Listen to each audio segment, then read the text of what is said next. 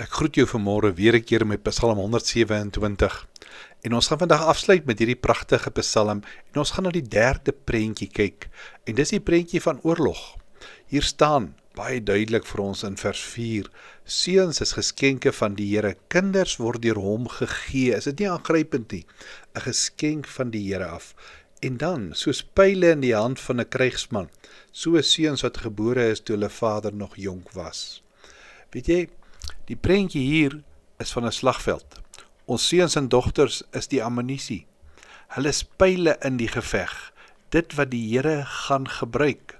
Die Here beoog dat ons hulle sal vrylaat. Hulle sal uitstuur as sy verteenwoordigers. Dit is belangrik om dit te verstaan, want dat daardie pyle dan voorberei moet word. Versigtig gevorm, gebou word, sodat hulle effektief kan wees. En dan moet hulle in die regte rigting geskiet word. Daar die regte teiken. Ons doeltreffendheid as krygers word in baie opsigte bepaal deur waarheen daardie pyle gaan.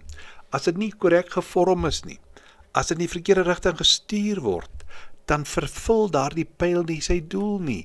Nou jy gaan dit verstaan. Kinders leer baie meer deur wat hulle ons sien doen as wat ons dink hulle moet doen.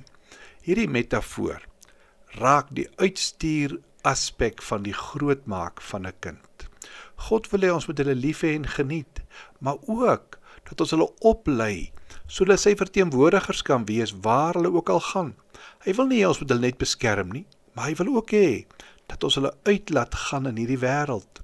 Baie keer dink ouers aan hulle kinders in terme van wat hulle vir ons beteken, wat ons vir hulle wil hê, maar ons vergeet soms wat die Here van plan is om in en deur hulle te doen. Die meeste Christenouers maak 'n fout.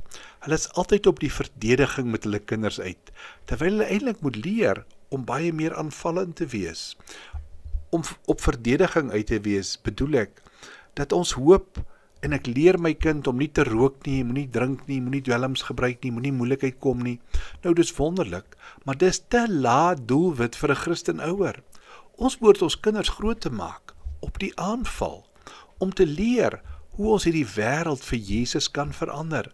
Ons kinders moet leer, hoe kan hulle die sout en die lig vir die wêreld wees? Ek wil hierdie Psalm saamvat vandag. God bou sy koninkryk, ons is sy werkers. Ons is die wagte saam met hom. Ons is die krygers saam met hom. Die doel van die Here met ons gesinne en huise en verhoudings is, deurdat ons die klein deeltjie van die bouwerk, dra ons by tot 'n baie groter bouwerk van die koninkryk van God. Dis deur hierdie bouwerk dat daar 'n nalatenskap kom vir die volgende geslag. En as jy daardie visie die oog verloor, gaan jy moeg word vir jou taak waarvoor die Here jou roep. Kom ons bid saam. Here, dankie vir Psalm 127. Ons wil graag u medewerkers wees vandag. Amen.